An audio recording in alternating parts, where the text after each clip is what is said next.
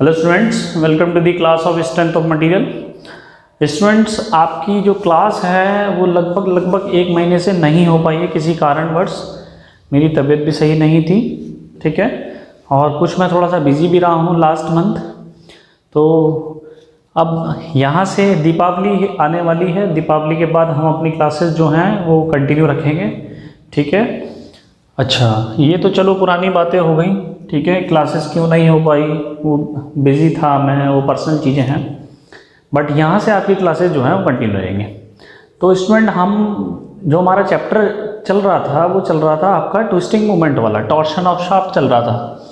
तो इस twisting movement वाला और जो टॉर्शन जो शाफ्ट है, इसमें आपका एक टॉपिक बचा था पैरेलल कनेक्शन।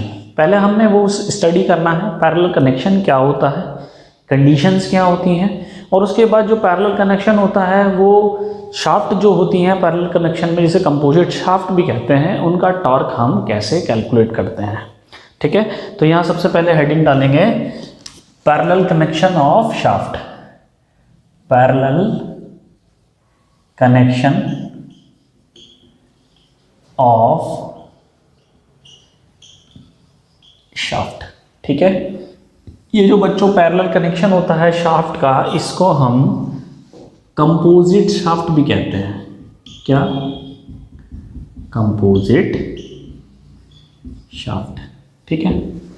तो बच्चों ये बड़ा इंपॉर्टेंट है, इसकी कंडीशन बड़ी इंपॉर्टेंट है। पेपर में जो पूछी जाती है वो क्या पूछी जाती है, वो पूछी जाती है कंडीशंस क्या होती है, ठीक है। ठीक है स्टूडेंट, पेपर में जो पूछी जाती है वो पूछी जाती है क्या, कंडीशन, ठीक है। कंडीशंस क्या होती है देखते हैं। देखो बच्चों, पैरेलल कनेक्शन बनाते कैसे हैं। मान लो एक शाफ्ट है आपकी, ठीक है, एक सॉलिड शाफ्ट है। इसमें क्या किया, ये हमारी है सॉलिड शाफ्ट। अब इस सॉलिड शाफ्ट में हमने एक होल करके हॉलो शाफ्ट बनाई और उसमें एक दूसरे मेटल की शाफ्ट को इंसर्ट करा दिया, ठीक है। तो यानी कि ये जो ऐसा हो जाएगा फिगर फिर, तो यानी कि जो अंदर होगी शाफ्ट वो कुछ और मेटल की होगी, मान लो ये कॉपर की है, और जो बाहर शाफ्ट होगी वो होगी एल्युमिनियम की, ठीक है। चूंकि इनकी लेंथ सेम है, लेंथ क्या है इनकी, सेम, ठीक, लेंथ हमारी सेम रहेगी। अच्छा, जो क्रॉस सेक्शन होगा उसको कैसे दिखाएंगे, उसको आगे दिखा देंगे इस तरीके से, ठीक है। क्रॉस सेक्शन हम ऐसे दिखा सकते हैं। ये हमारी हो गई एल्युमिनियम की शाफ्ट और ये हमारी हो गई बच्चों कॉपर की शाफ्ट, ठीक है।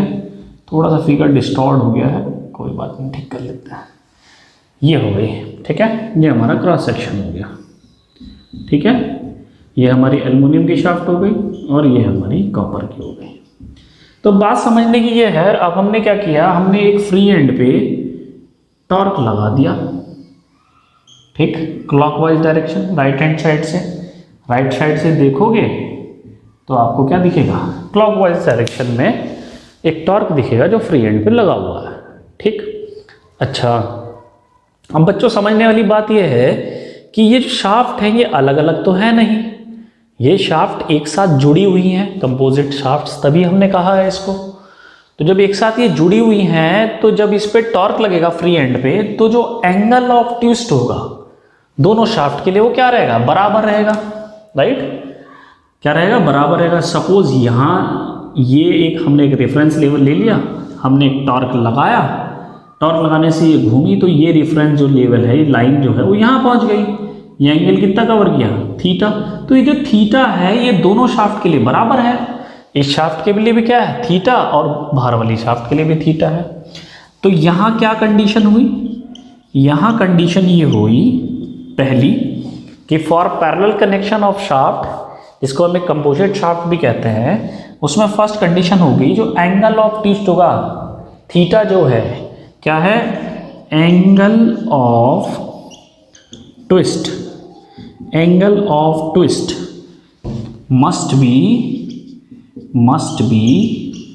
Same for composite shaft. सबसे पहली पॉइंट तो ये आ गई, ठीक है, जो आपको ध्यान रखना है, क्योंकि ये पेपर में ये कंडीशन पूछी जाती है, यानी कि थीटा ऑफ एल्युमिनियम बराबर होगा थीटा ऑफ कॉपर, पहली कंडीशन तो ये है। अब देखो बच्चों, मैंने आपको एक एक्सियल लोडिंग केस में जब पैरेलल कनेक्शन पढ़ाया था तो उसमें मैंने एक चीज़ बताई थी, थोड़ा सा यहाँ करके बता देता हूँ ताकि आप रिकॉग्नाइज कर सको उसको। ठीक है, जैसे मान लो ये आपका पैरेलल कनेक्शन था, ठीक है, यहाँ एक रॉड थी, एक दूसरी रॉड यहाँ थी, और यहाँ हमने एक एक्सियल लोड लगाया हुआ था P। ठीक, मान लो ये मेटल क्या था, एल्युमिनियम, ये था कितना, कॉपर। तो ये जो P था वो किसके बराबर था, ये जो P था बच्चों, ये P किसके बराबर था, P ऑफ कॉपर और P ऑफ एल्युमिनियम के, यही तो था, राइट, P ऑफ एल्युमिनियम के। तो जब ये क्या चीज़ है, ये तो एल्जेब्रिक सम है ना, ये एल्जेब्रिक सम है किसका, कॉपर और एल्युमिनियम का, एक्सियल लोडिंग के केस में। ये भी क्या था, एक पैरेलल कनेक्शन था, इसमें डिफॉर्मेशन बराबर था क्योंकि ये साथ जुड़े हुए थे, सेम फोर्स लगा हुआ था, तो जो P फोर्स, ये फोर्स इस पे डिस्ट्रीब्यूट होता था, इस पे डिस्ट्रीब्यूट हो रहा था, तो सेम डिफॉर्मेशन हो रहा था। ऐसे यहाँ सेम एंगल ऑफ ट्विस्ट है, T लगा हुआ है, तो ये जो T लगा हुआ है, जैसे ये P है वो दोनों फोर्स के बराबर होगा सम के, ऐसे ये T जो है वो भी दोनों के टॉर्क के सम के बराबर होगा। ठीक है, और इस एक्सप्रेशन को क्या कहते हैं, एल्जेब्रिक समेशन या क्यूमुलेटिव। तो यानी कि यहाँ दूसरी कंडीशन क्या आ जाएगी, यहाँ सेकंड कंडीशन आएगी कि अप्लाइड टॉर्क क्या होना चाहिए, applied torque, applied torque must be cumulative. क्या होगा, मस्ट बी क्यूमुलेटिव, राइट, किस केस में, फॉर कंपोजिट शाफ्ट। दूसरी कंडीशन बच्चों ये आ गई हमारी, फॉर कंपोजिट शाफ्ट। इसका मतलब जो T होगा अप्लाइड टॉर्क वो क्या होगा, T of copper plus T of aluminium. तो बच्चों ये दो कंडीशन ध्यान रखनी है आपकी। ये जो कंडीशन है यहाँ पर अगर हेडिंग को चेंज करें, कंडीशन फॉर कंपोजिट शाफ्ट, यानी कि पैरेलल कनेक्शन की बात कर रहे हैं, right, we are talking about parallel connection. तो for composite shaft there must be two condition, right, one is angle of twist must be same for the composite shaft and second one is the applied torque must be cumulative, right. ये जो दो conditions हैं आपकी, ये paper में पूछी जाती हैं, क्वेश्चन में ही आ जाता है। 2017 एसएससी जेई क्लियरली उसने पूछ लिया कि पैरेलल कनेक्शन की कंडीशन क्या होती है, राइट। अच्छा, अब इसमें कंडीशन तो हमने देख ली बच्चों, अब हमें समझना है, क्या समझना है कि ये जो टॉर्क है कॉपर पे जो आ रहा है और जो ये टॉर्क है जो एल्युमिनियम पे आ रहा है, इसकी value in terms of applied torque कितनी होती है। जैसा हमने एक्सियल लोडिंग में कैलकुलेट किया था ऐसे ही हम टॉर्शन में भी कैलकुलेट करेंगे, राइट। यहाँ पर हम देखेंगे कैसे कैलकुलेशन हम करेंगे, ठीक है, वो भी बहुत आसान है। टॉर्शनल रिजिडिटी जैसे वहाँ पर एक्सियल रिजिडिटी के सम में आ रहा था एक्सप्रेशन, ऐसे यहाँ टॉर्शनल रिजिडिटी के भी सम में आएगा एक्सप्रेशन, ठीक है। देखो बच्चों, पहले तो हम ये केस देखेंगे कि ये केस जो है वो डिटरमिनेट का केस है कि इनडिटरमिनेट का, ठीक है। आपके पास एक ही इक्वेशन है, आपके पास इक्वेशन क्या है, T is equal to T of copper plus T of aluminium, और कोई दूसरी कंडीशन है नहीं। तो यहाँ पर नंबर ऑफ अननोन कितने हैं, number of unknowns, number of unknowns है हमारे बच्चों 2, ठीक है, और नंबर ऑफ नोन्स कितने हैं, नंबर ऑफ नोन से 1, वो क्या है, वो है only applied torque, only applied torque which is T, ठीक है, राइट। तो T जो है वो सिर्फ हमें मालूम है, इसके अलावा हमें कोई बात इसमें पता नहीं है। तो जब हमारे number of unknowns number of known से ज्यादा होते हैं तो ये कौन सा केस हुआ, ये केस हुआ इनडिटरमिनेट का। ये केस कौन सा हुआ, इनडिटरमिनेट का, यानी कि ये एक इनडिटरमिनेटेड शाफ्ट है, इनडिटरमिनेट शाफ्ट, क्लियर। तो इस केस में हम क्या करते हैं बताओ, इस केस में हम यूज करते हैं कंपैटिबिलिटी इक्वेशन, क्योंकि हमारे पास और कोई दूसरी इक्वेशन तो है नहीं। यानी कि from the statistical equilibrium equation इस प्रॉब्लम का सॉल्यूशन नहीं है। किसमें स्टैटिकल इक्विलिब्रियम इक्वेशन में इस प्रॉब्लम का सॉल्यूशन नहीं है, बट स्ट्रेंथ ऑफ मटेरियल में इस प्रॉब्लम का सॉल्यूशन है by using compatibility equation, right. तो लिखेंगे from compatibility equation, from compatibility equation. Compatibility equation क्या बताती है? कंपैटिबिलिटी इक्वेशन हम लिखते हैं इन टर्म्स ऑफ डिफॉर्मेशन। तो फॉर एक्सियल लोडिंग के केस में क्या था? एक्सियल लोडिंग के केस में हम एक्सियल डिफॉर्मेशन को कंसीडर कर रहे थे, और यहां ट्विस्टिंग मोमेंट वाला केस है, तो ट्विस्टिंग मोमेंट में जो डिफॉर्मेशन होगा वो क्या होगा? Share deformation. और शेयर डिफॉर्मेशन क्या होता है? Angle of twist. यानी कि कंपैटिबिलिटी इक्वेशन होगी एंगल ऑफ ट्विस्ट की।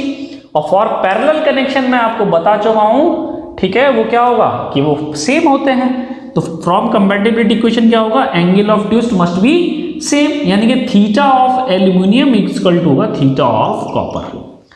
ठीक, ये हमारी कंपैटिबिलिटी इक्वेशन होगी। अब आपको पता है, as you already known that expression of angle of twist is what? Theta is equal to कितना होता है? T into L divide by G into J, where multiplication of G into J क्या होता है?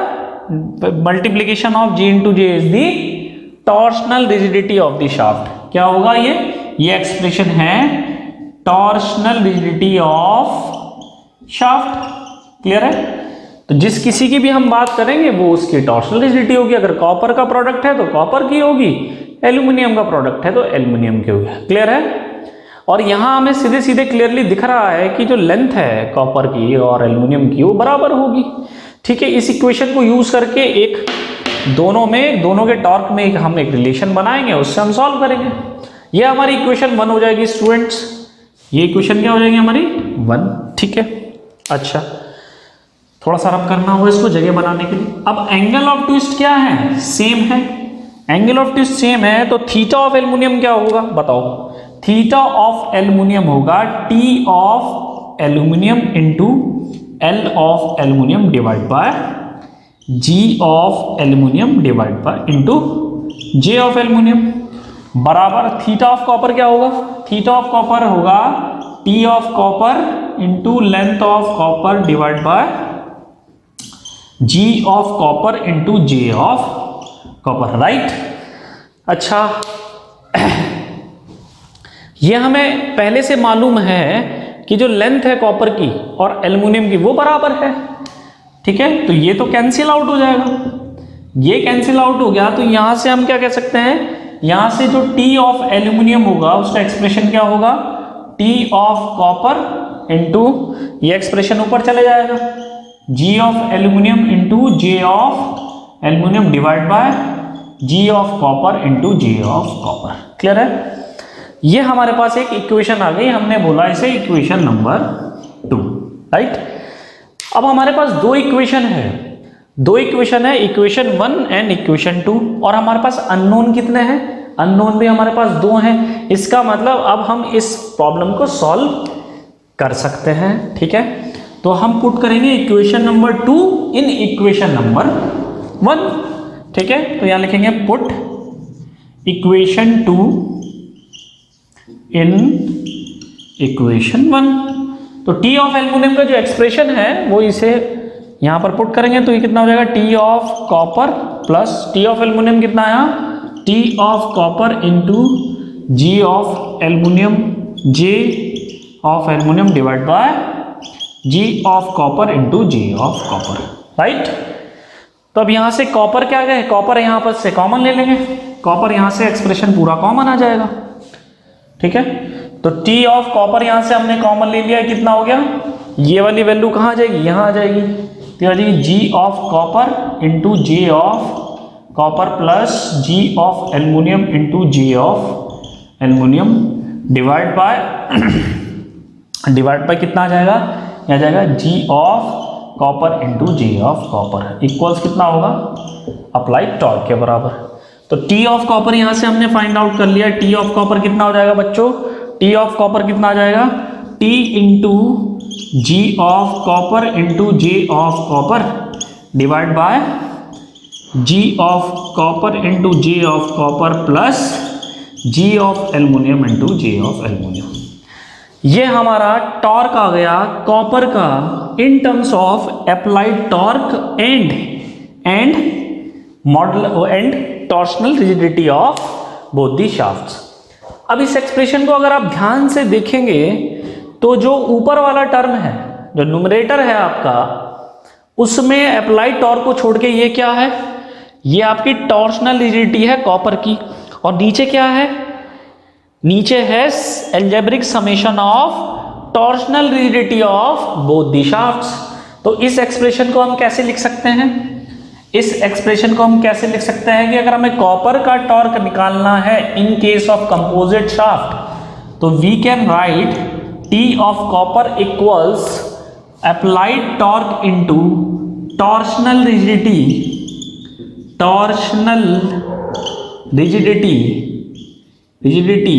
ऑफ कॉपर, क्योंकि copper का निकाल रहे हैं, divide by sum of torsional rigidity of both shafts. Clear है बच्चों, ध्यान रखना, very important expression for the applied torque for the torque of copper, right, ठीक है। अच्छा, अब अगर इस एक्सप्रेशन से हम एल्युमिनियम का टॉर्क लिखना चाहें तो लिख सकते हैं, yes we can write that expression, ठीक है। वो क्या होगा, देखो, अगर हमें एल्युमिनियम का टॉर्क निकालना है तो हम लिखेंगे T of aluminium is equal to applied torque, सबसे पहले लिखना है अप्लाइड टॉर्क, जो आपने टॉर्क लगाया, इनटू टॉर्शनल रिजिडिटी, शॉर्ट में लिख रहा हूं मैं ब्रैकेट में, torsional rigidity of aluminium, right, torsional rigidity of aluminium, क्योंकि एल्युमिनियम का टॉर्क निकालना है, डिवाइड बाय सम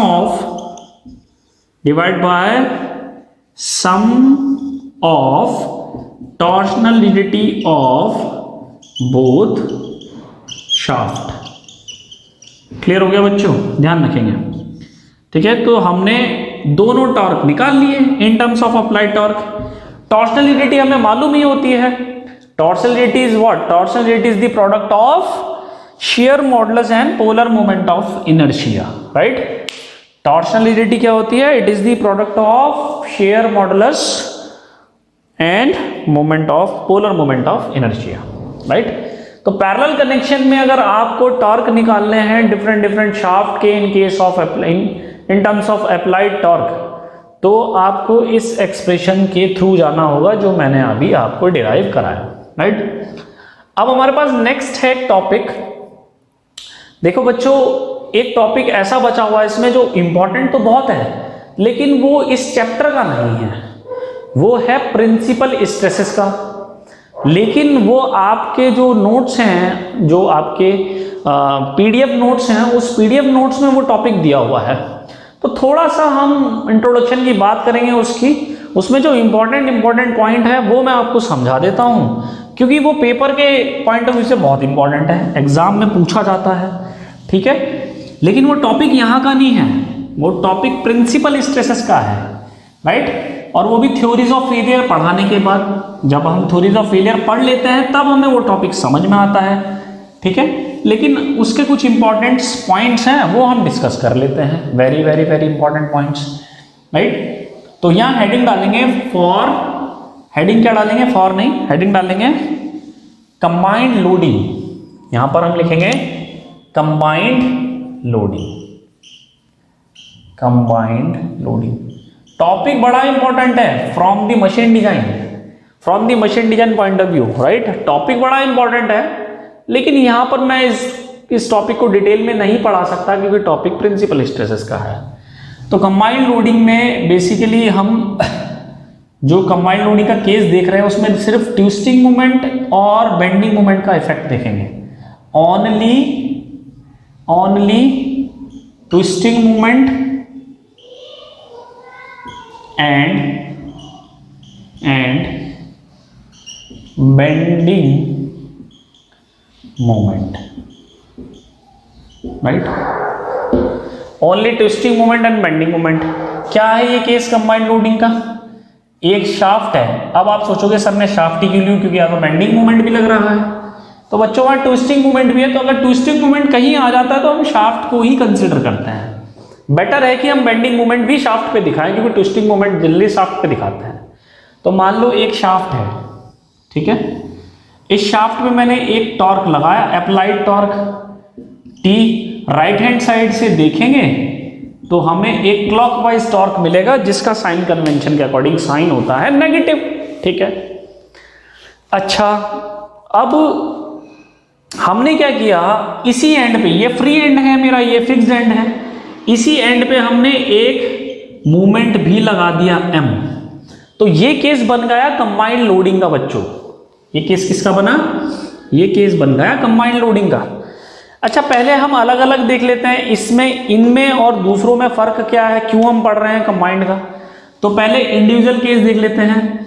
तो फॉर ट्विस्टिंग मूवमेंट हमें पता है, फॉर ट्विस्टिंग मूवमेंट, जैसे मान लो एक शाफ्ट है आपके पास, ठीक है, ये मेरी शाफ्ट है, इस पे मैंने क्या किया, फ्री एंड पे एक टॉर्क लगा दिया।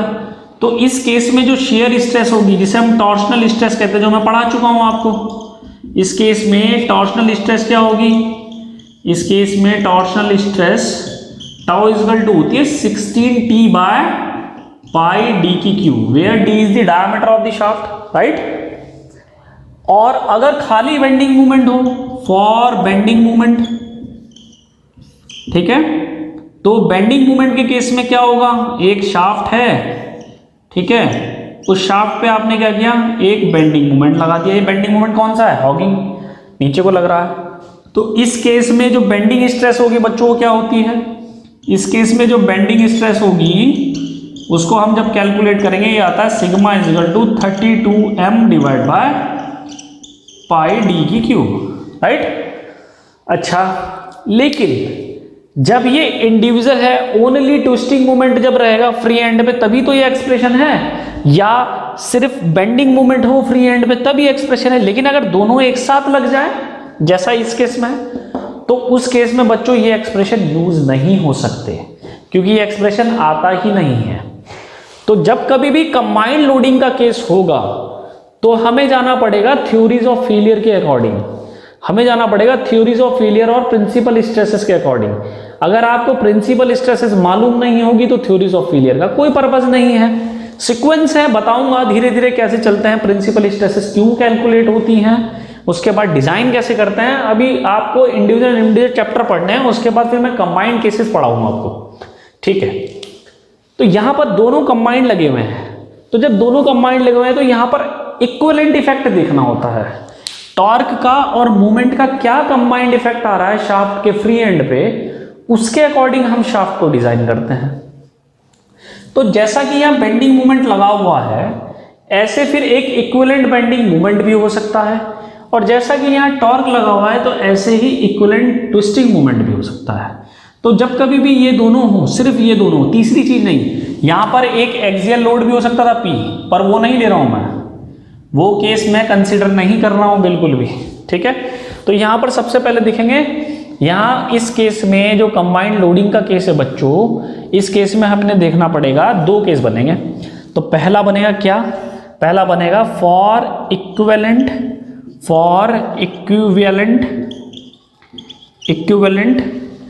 Twisting movement, for equivalent twisting movement.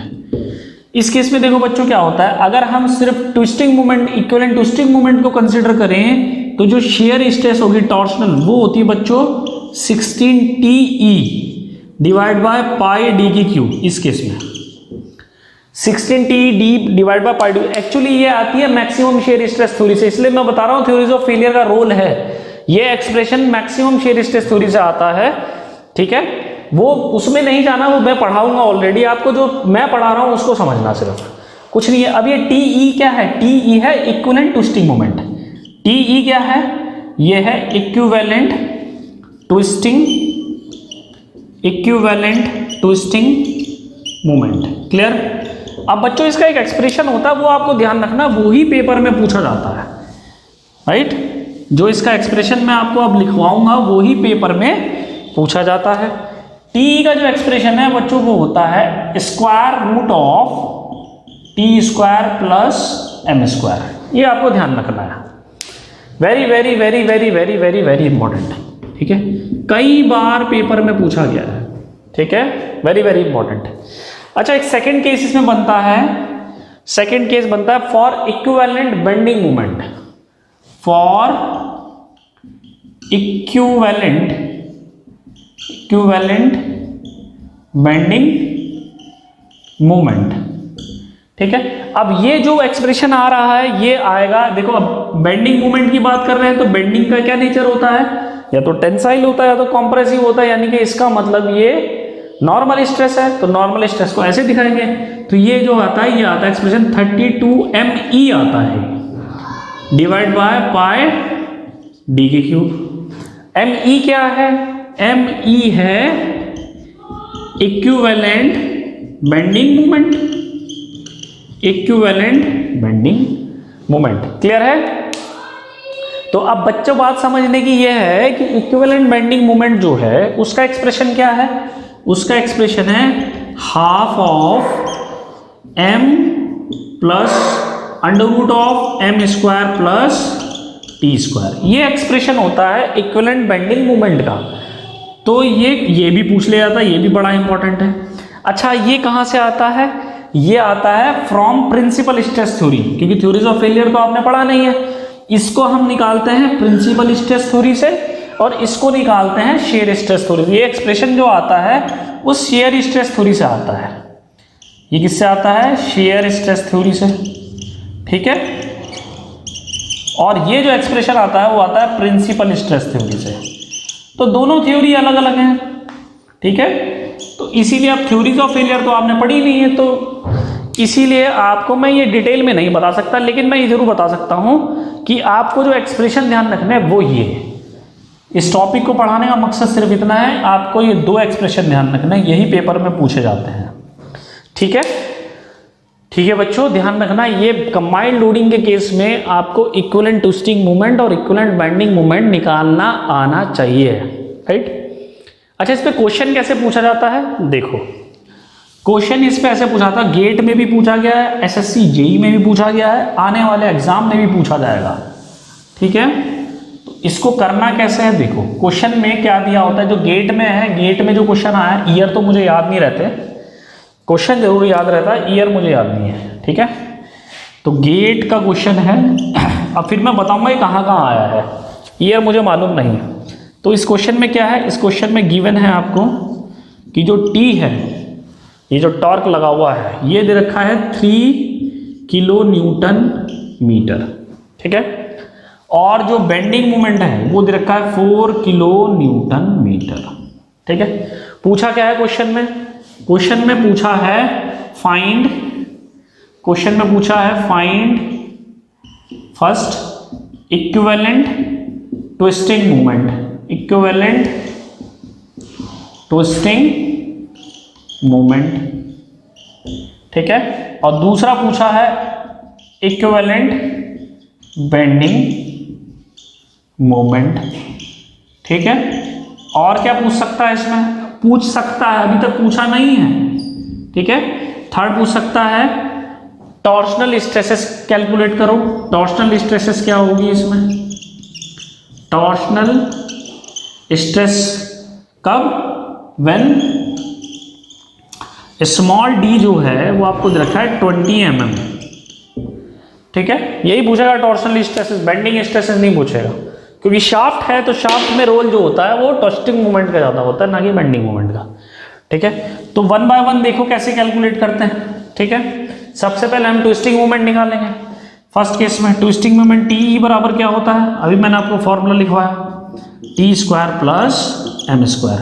T कितना है, टी की वैल्यू है 3 और एम की वैल्यू है 4, तो टी कितना है, यह आ गया 3 स्क्वायर, एम की वैल्यू कितनी है 4 स्क्वायर, ये कितना आ गया, यह आ गया हमारा 25 और ये वैल्यू हो गया हमारी 5, यानी कि जो इक्विवेलेंट ट्विस्टिंग मूवमेंट है वो आया हमारा 5 किलो न्यूटन मीटर। ये एक आंसर हुआ जो गेट में आया है, गेट में सिर्फ इतना ही पूछा था, ठीक है। आगे और मूव कर जाते हैं हम, ठीक है, हम आगे और मूव कर जाते हैं। सेकंड केस में इक्विवेलेंट बेंडिंग मोमेंट निकालना है, तो इक्विवेलेंट बेंडिंग मोमेंट कितना हुआ, half of m plus square root of T square plus M square. अच्छा, टी स्क्वायर एम स्क्वायर की वैल्यू हम निकाल चुके हैं 5 है, तो ये टर्म तो पूरा 5 है, और ये वैल्यू कितनी है, M E half of M कितना दिया हुआ है 5, सॉरी एम दिया हुआ है 4, ये वैल्यू कितनी आई है 5, तो कितना आ गया 5 और 4 9, और 9 डिवाइड बाय 2 आ जाएगा हमारा 4.5 किलो न्यूटन मीटर। तो बच्चों यहाँ से एक बात ध्यान में पता लगी, क्या, ध्यान से समझना मेरी बात जो मैं बताने जा रहा हूँ आपको। यहाँ से एक बात पता लगी कि जो इक्विवेलेंट मूवमेंट होता है कंबाइंड लोडिंग के केस में, वो हमेशा इक्विवेलेंट टॉर्क से कम रहता है। ये 5 है, ये 4.5 है, ठीक है। तो सेम कंडीशन में ध्यान रखना बच्चों कि जो ट्विस्टिंग इक्विवेलेंट टॉर्क होगा, यानी इक्विवेलेंट ट्विस्टिंग मोमेंट जो होगा वो हमेशा ज़्यादा होगा इक्विवेलेंट बेंडिंग मोमेंट के। इसलिए इसका जो डिज़ाइन होगा वो इक्विवेलेंट ट्विस्टिंग मोमेंट में करना है, ना कि इक्विवेलेंट बेंडिंग मोमेंट में। समझ में आ रही है बात, क्लियर है बच्चों, ध्यान रखना है इस पॉइंट को।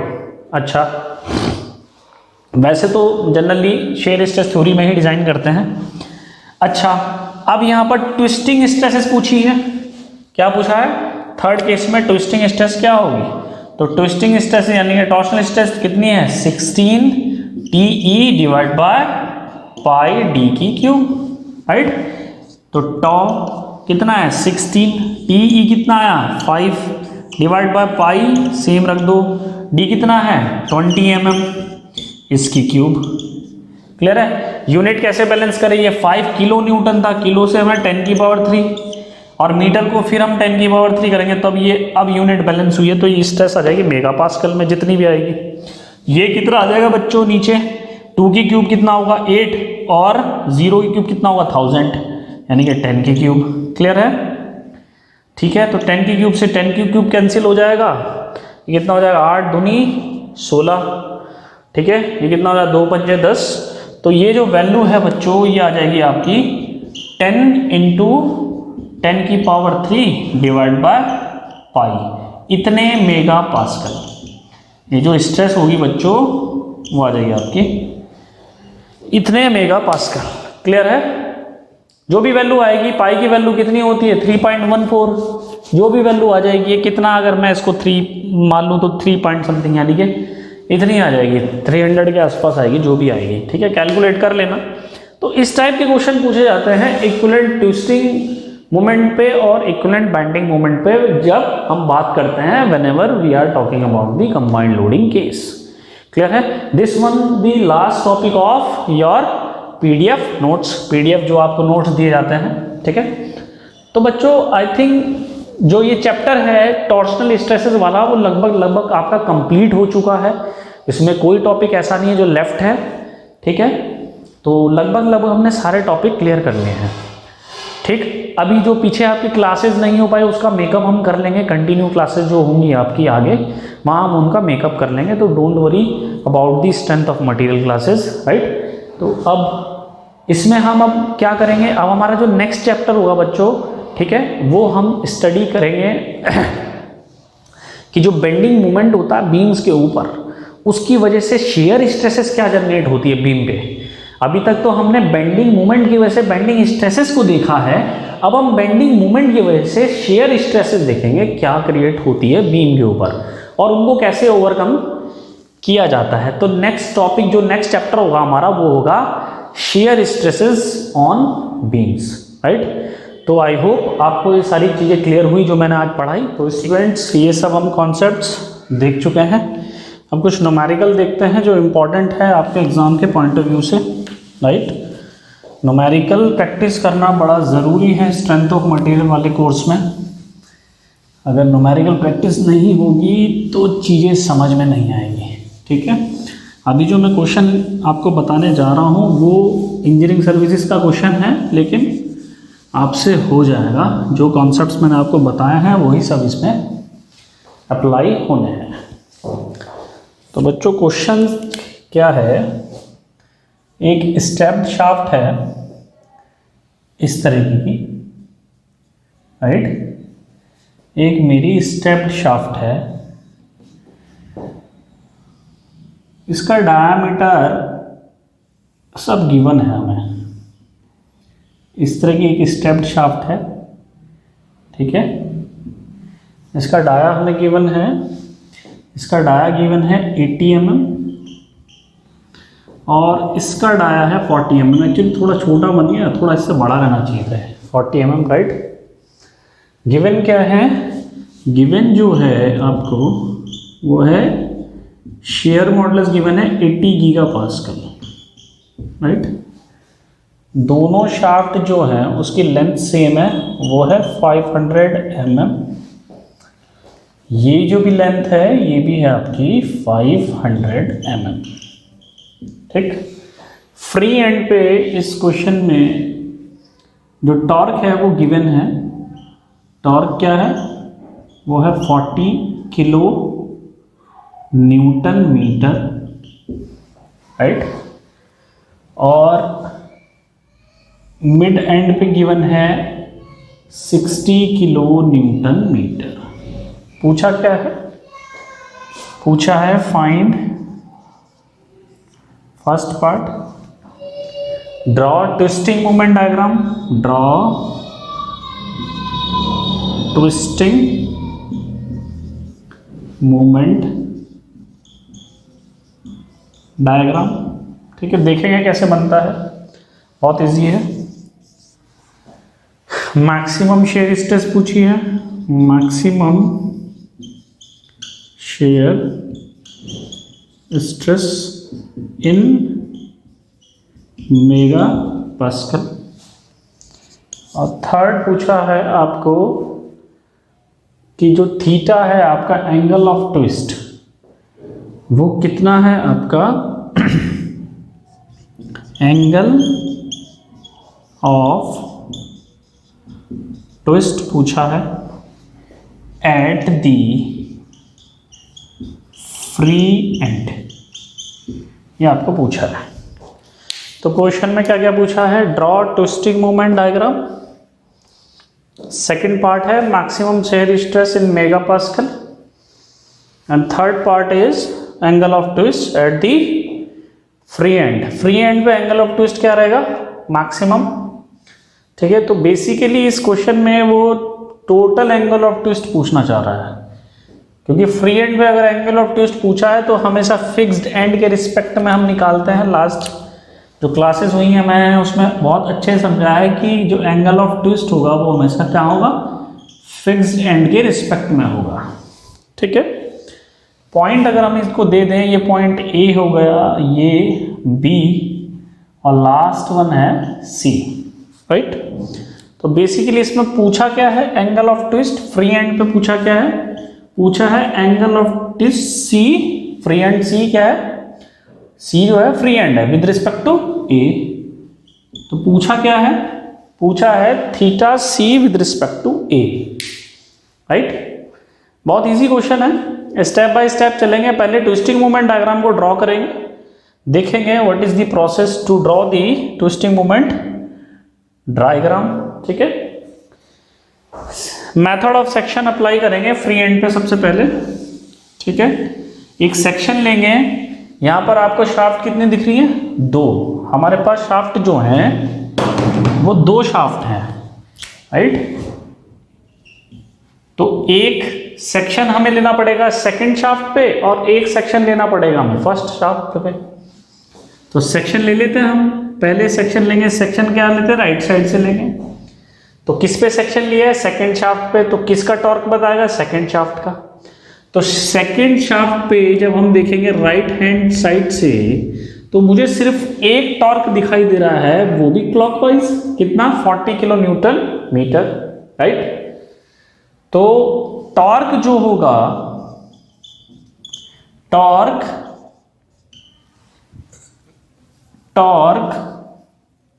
ऑन दी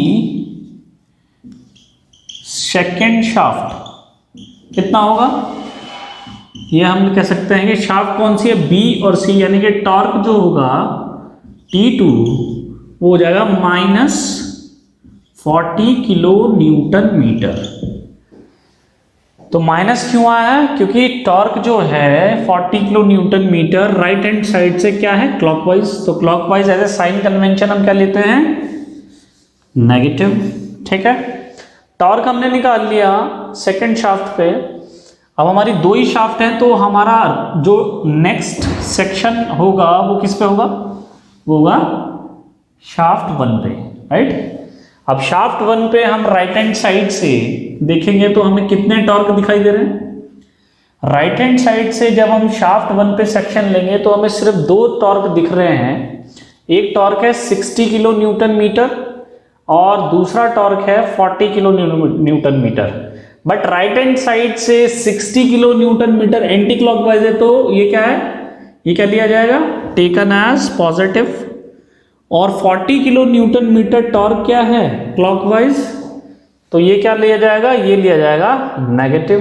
ठीक है, तो जो टॉर्क होगा, torque on the first shaft कितना हो जाएगा, 60 किलो न्यूटन तो आएगा पॉजिटिव और 40 किलो न्यूटन आएगा नेगेटिव। तो टोटल जो टॉर्क मिलेगा वो मिलेगा पॉजिटिव का 20 किलो न्यूटन मीटर। ये हमारा नेट टॉर्क होगा शाफ्ट 1 पे, दैट इज T1।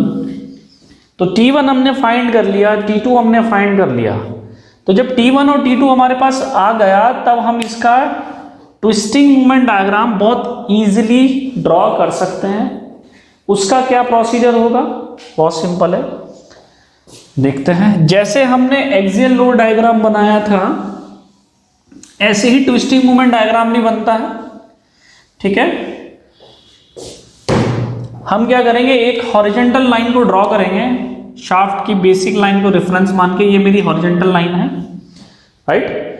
तो जो कोई भी पॉजिटिव टॉर्क होगा वो ऊपर बनेगा। कहने का मतलब ये क्या कहलाएगी, ये कहलाएगी जीरो लाइन। इसको कहते हैं हम जीरो लाइन। ठीक है, it is called zero line. Zero line पे क्या रहता है, टॉर्क जीरो, और जो इसके ऊपर डायग्राम होगा वो पॉजिटिव टॉर्क कहलाएगा, इसके जो नीचे डायग्राम होगा वो नेगेटिव टॉर्क कहलाएगा। कहने का मतलब ये है कि जीरो लाइन से बॉटम की डायरेक्शन पे अगर हम बढ़ेंगे तब हमें नेगेटिव टॉर्क को शो करना है, और जीरो लाइन से अगर अबव हम ड्रॉ करेंगे डायग्राम तो उसका क्या मतलब हुआ, दैट मीन्स टॉर्क क्या होना चाहिए, टॉर्क होगा पॉजिटिव, राइट। अच्छा, अब हमारे पॉइंट कितने हैं, हमारे पास पॉइंट है ए, ये पॉइंट कितना है, ये पॉइंट है बी, और ये पॉइंट है हमारे पास सी। अब सी पॉइंट पे जो टॉर्क लग रहा है राइट हैंड साइड से जब हम देखेंगे वो क्या है, 40 किलो न्यूटन मीटर। वो कितना है, वो है आपका क्लॉकवाइज। तो क्लॉकवाइज क्या लिया जाता है, क्लॉकवाइज लिया जाता है नेगेटिव। तो नेगेटिव कहां बनेगा, जीरो लाइन से नीचे, कितना, 40 किलो न्यूटन मीटर। तो एक सीधी लाइन बनेगी, बिल्कुल सीधी। क्यों बनेगी सीधी, इसलिए बनेगी सीधी क्योंकि जो टॉर्क लगा है ये एक पॉइंट पे है। जो टॉर्क हम अप्लाई कर रहे हैं वो एट अ पॉइंट है, और जब कभी भी एट अ पॉइंट कोई टॉर्क होता है तो वो एक वर्टिकल लाइन बनाता है, राइट। कोई लीनियर लाइन नहीं बन सकती, क्योंकि ये एक पॉइंट लोड है, एक पॉइंट पे लगने वाला टॉर्क है। ठीक है, तो नीचे गए कितना, 40 किलो न्यूटन मीटर, राइट। अब इंपॉर्टेंट पॉइंट देखने का यह है कि पूरी शाफ्ट पे 40 किलो न्यूटन मीटर, अगर आप पूरी शाफ्ट पे कोई भी सेक्शन ले लो, उस सेक्शन पे हमेशा कितना आ रहा है, 40 किलो न्यूटन मीटर ही आ रहा है। चाहे आप यहां पे ले लो सेक्शन, चाहे यहां पे ले लो। तो यहां पर समझने की बात यह है कि ये जो 40 किलो न्यूटन मीटर का टॉर्क है ये throughout the shaft constant रहेगा। It must be constant, right. क्यों, क्योंकि एक पॉइंट लोड है, पॉइंट लोड हमेशा कांस्टेंट रहता है, वो लेंथ पे डिपेंड नहीं करता। तो ये जो सेकंड शाफ्ट है कहां तक है, बी पॉइंट तक है। तो बी पॉइंट तक हम जाएंगे with constant torque, with constant torque. और इसका मैग्नीट्यूड कितना है, इसका मैग्नीट्यूड है 40 किलो न्यूटन मीटर, राइट। अब यहां जंक्शन है, जंक्शन पे क्या हो रहा है, 40 किलो न्यूटन मीटर तो हमें नेगेटिव टॉर्क मिल ही रहा था, जंक्शन पे क्या है, एक पॉजिटिव टॉर्क हमने और अप्लाई कर दिया 60 किलो न्यूटन मीटर का, तो ये पॉजिटिव टॉर्क है, और इसी पॉइंट पे नेगेटिव टॉर्क भी था 40 किलो न्यूटन मीटर का। तो जो समेशन होके आया नेट रिजल्ट आपका टॉर्क है, जो नेट रिजल्टेंट है at the junction of the shaft, वो कितना है +20, राइट, वो कितना है +20, यानी कि 60 पॉजिटिव लगाया तभी तो +20 हुआ है, क्योंकि 40 तो माइनस था, राइट। तो अब 60 पॉजिटिव है, तो पॉजिटिव की डायरेक्शन क्या होगी, पॉजिटिव की डायरेक्शन क्या होगी, ऊपर की ओर, राइट, अपवर्ड डायरेक्शन होगी। तो अपवर्ड डायरेक्शन में हम कितना बढ़े, 60 किलो न्यूटन मीटर, कितना बढ़े 60 kilo newton metre. Positive torque है 20 का, तो 20 यहां कहीं होगा, तो ये पूरी लाइन बनेगी हमारी, राइट, ये पूरी लाइन बनेगी। तो जब ये हमारी पूरी लाइन बनेगी तो ये मेरा 20 होगा, पॉजिटिव है ना, तो इसलिए वो ऊपर ही आना है। फिर क्या होगा, फिर 20 kilo newton metre throughout the shaft 1 क्या रहेगा, कांस्टेंट। क्यों, क्योंकि ये पॉइंट लोड है, लेंथ पे डिपेंड नहीं करता, तो यहां तक तो ये होगा कांस्टेंट 20, राइट। अब यहां पर एक रिएक्शन होगी जो टॉर्क रिएक्शन, जैसे हम वहां पर रिएक्शन निकाल देते हैं फिक्स्ड एंड पे, ऐसे यहां टॉर्क रिएक्शन होगी, वो भी कितनी होगी टॉर्क रिएक्शन, वो भी आपकी कितनी होनी है, वो भी आपकी होनी है 20, राइट, वो भी कितनी होनी है 20। तो ये 20 हो जाएगी आपकी 20 किलो न्यूटन मीटर। अच्छा, इसकी डायरेक्शन मैंने ऐसी क्यों मानी, क्यों, क्योंकि ये पॉजिटिव है, तो पॉजिटिव है तो हमें ए पे जाना है, क्लोज करना है डायग्राम को। तो डायग्राम को क्लोज करने के लिए हमें एक नेगेटिव टॉर्क की जरूरत पड़ेगी, जिसका मैग्नीट्यूड उतना ही रहे जितना नेट रिजल्टेंट आ रहा था आपके शाफ्ट 1 पे। कितना आ रहा था, पॉजिटिव के 20, तो हमें -20 चाहिए, और -20 का मतलब है क्लॉकवाइज डायरेक्शन, राइट। तो ये आपका फिर क्या होगा, फाइनली ये जो डायग्राम है ये क्लोज हो जाएगा एट पॉइंट ए, राइट।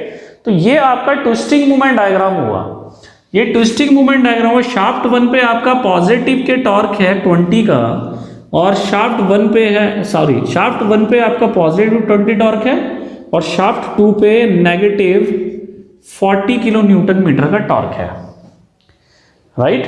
तो अब यहां पे देखने की बात एक ये है कि जो टॉर्क है वो ज्यादा मुझे कहां मिल रहा है, वो मिल रहा है मुझे शाफ्ट 2 पे, राइट। शाफ्ट 2 पे मुझे ज्यादा टॉर्क मिल रहा है 40 किलो न्यूटन मीटर का। तो इसका मतलब ये आपका ट्विस्टिंग मूवमेंट डायग्राम हो गया। तो इसका मतलब क्या हुआ कि अगर ये पूरी शाफ्ट फेल करेगी तो कहां से फेल करेगी, ये आपकी फेल करेगी शाफ्ट 2 पे। तो ब्रेक जो होगी वो शाफ्ट 2 पहले होगी शाफ्ट 1 के रिस्पेक्ट में, राइट। तो हमें डिजाइन किसको करना होगा, हमें डिजाइन करना होगा शाफ्ट 2 को, राइट। शाफ्ट 2 को हमें डिजाइन करना होगा। तो एक पार्ट तो हमारा ये हो गया सॉल्व, ये हमारा क्या था, ये हमारा पार्ट 1 था, राइट। सेकेंड पार्ट में पूछा था मैक्सिमम शेयर स्ट्रेस इन मेगापास्कल। सेकेंड पार्ट में पूछा है मैक्सिमम शेयर स्ट्रेस इन मेगापास्कल। तो मैक्सिमम शेयर स्ट्रेस निकालने के लिए क्या करें भाई, दोनों का टॉर्क हमें पता लग गया, दोनों का डायमीटर हमें पता है।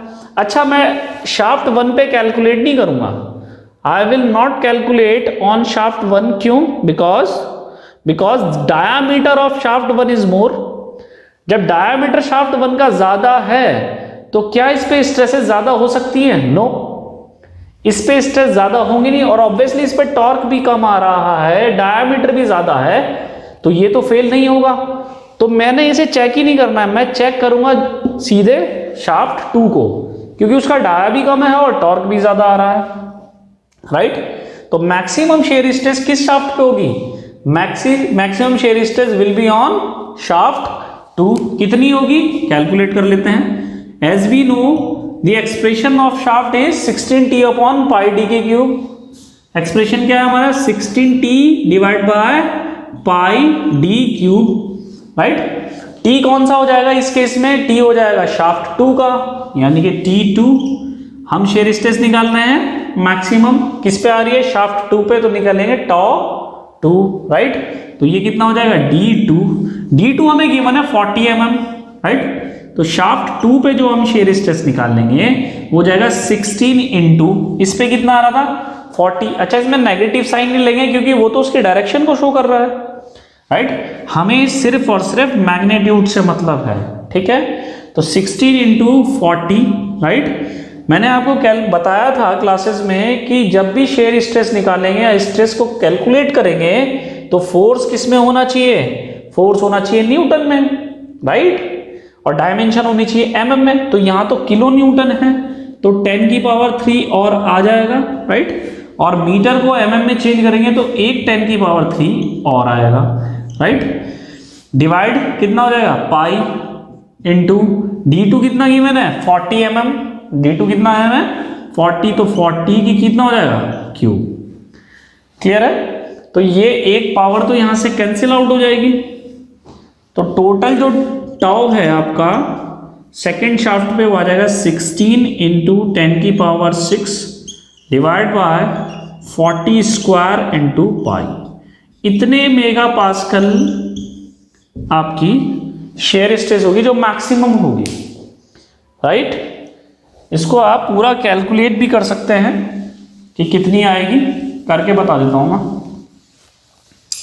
क्या एक्सप्रेशन आया हमारा एक्सप्रेशन आया है tau 2 is equal to 16 into 10 की पावर 6 डिवाइड बाय 40 स्क्वायर कितना आ जाएगा 1600, राइट, कितना आ जाएगा 1600। पाई की वैल्यू आपको पता है कितनी होती है 3.14, तो ये 16 से 16 कैंसिल आउट हो जाएगा, ये आ जाएगा 10 की power 4 divide by 3.14। We have to calculate this expression. इस एक्सप्रेशन को कैलकुलेट करेंगे तो व्हाट विल बी गेट, क्या होगा 10 की power 4 divide by 3.14, that is 3184।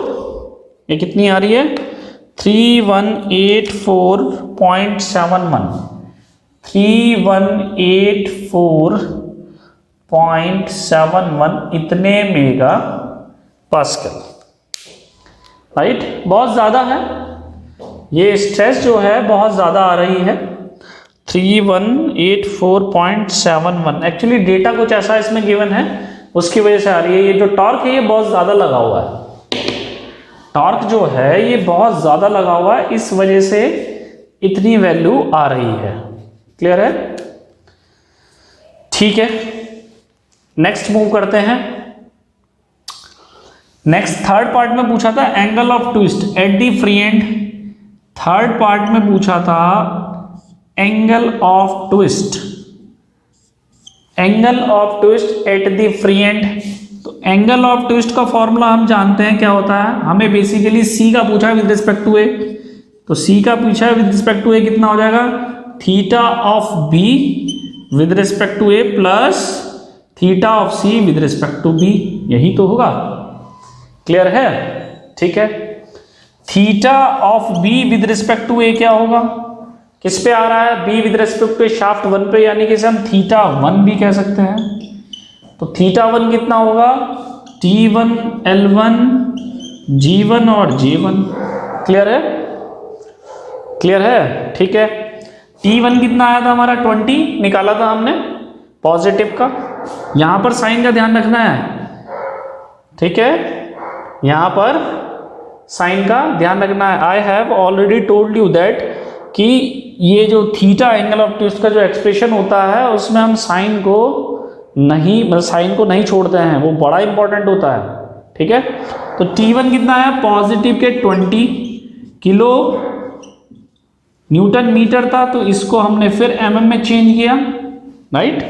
Length कितनी थी, लेंथ थी 500 mm divide by G1, G1 कितना है 80 गीगा पास्कल, 80 इंटू 10 की पावर 3 हो जाएगा, मेगा पास्कल में चेंज करेंगे, राइट।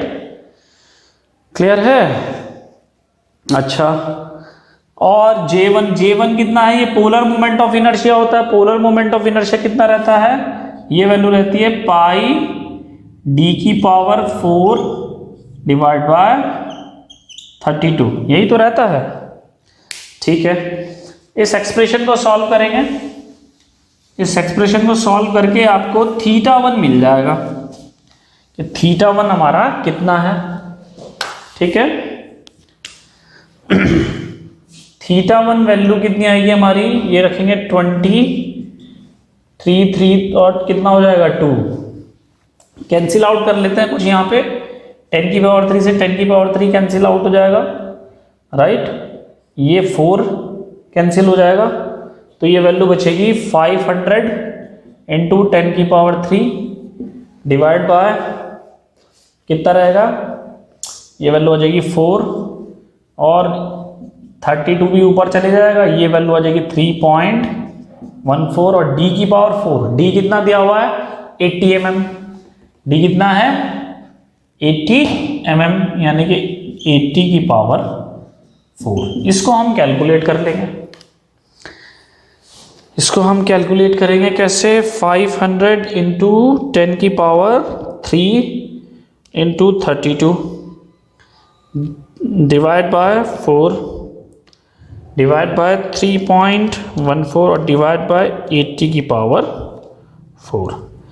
तो ये वैल्यू आएगी 0.031 mega pascal, sorry mega pascal नहीं, एंगल ऑफ ट्विस्ट निकाल रहे हैं तो ये आ जाएगी आपकी रेडियन में, इतने रेडियन। ठीक है, नेक्स्ट ये तो हमने थीटा 1 निकाला है, अब हमें थीटा 2 निकालना है।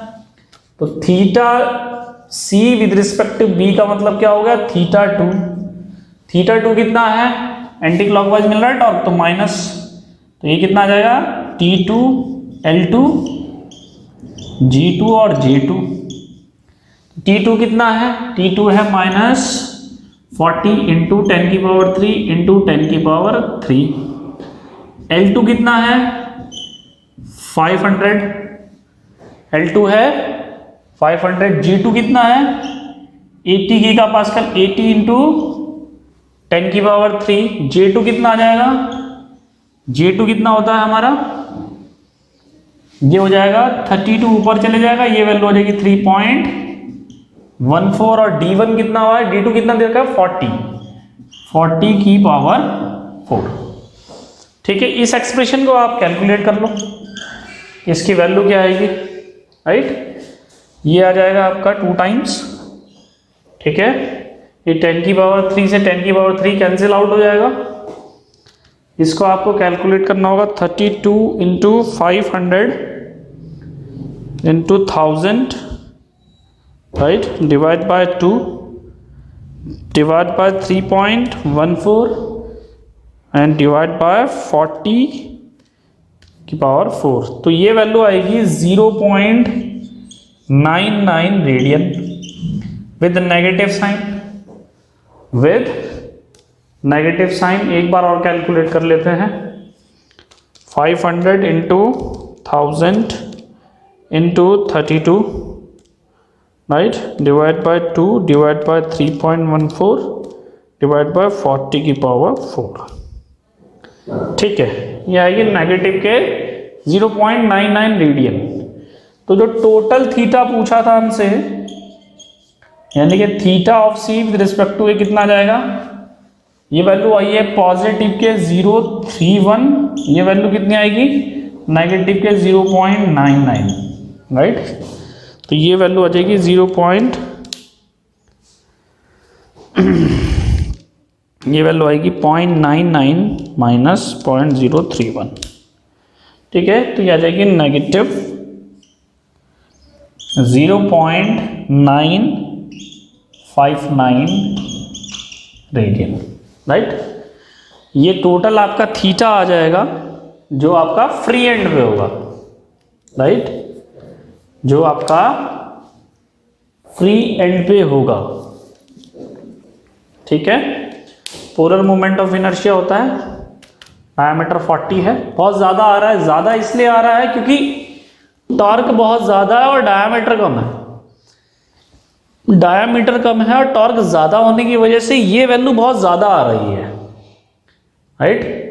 प्रैक्टिकली इतना टॉर्क होता नहीं है क्योंकि शाफ्ट आपकी जो है उसका डाया बड़ा कम है कंपैरिजन ऑफ टॉर्क। ये तो पहली ब्रेक कर जाएगा। डेटा इसमें थोड़ा सा मुझे मिस लग रहा है, लेकिन हाँ हमारा प्रोसीजर सही है, हमारी कैलकुलेशन भी सही है, डेटा थोड़ा सा गड़बड़ है क्योंकि टॉर्क बहुत ज़्यादा है, ठीक है। यहाँ पर शायद 40 किलो न्यूटन mm होना चाहिए, 1 पावर 10 की पावर की 3 जो है वो ज़्यादा है इसमें। खैर कोई नहीं, ये तो क्वेश्चन हमने करा दिया बाय प्रोसीजर। आपको इसी तरह से जाना है क्वेश्चंस को सॉल्व करने के लिए, राइट। तो ये क्वेश्चन इंजीनियरिंग सर्विसेज 2012 में आया है, तो ये क्वेश्चन बहुत इंपॉर्टेंट है आपके एग्जाम के पॉइंट ऑफ व्यू से, राइट। तो बच्चों यहाँ पर जो आपका ट्विस्टिंग मोमेंट वाला जो टॉपिक है वो ऑलमोस्ट कवर हो गया है, एक न्यूमेरिकल भी मैंने करा दिया है, ठीक है। बाकी जो आपकी LDRC की क्लासेस होंगी उसमें हम क्वेश्चंस को डिस्कस करेंगे। आपके जो PDF में क्वेश्चंस दिए हुए हैं, लास्ट ईयर के क्वेश्चंस हैं, कॉम्पिटिटिव एग्जाम के क्वेश्चंस हैं, वो सारे हम सॉल्व करेंगे। वैसे भी 1 महीना आपकी क्लासेस चली नहीं है, तो शायद मेरे को लगता है कि आपने वो क्वेश्चंस करने की कोशिश की होगी और कुछ क्वेश्चन उसमें हो भी गए होंगे, राइट। तो डोंट वरी, आगे ये सारे क्वेश्चन जो हैं और जो आपकी जो क्लासेस होंगी वो कंटिन्यू रहेंगी, ठीक है। तो आज के लिए इतना ही काफ़ी है। Thank you very much.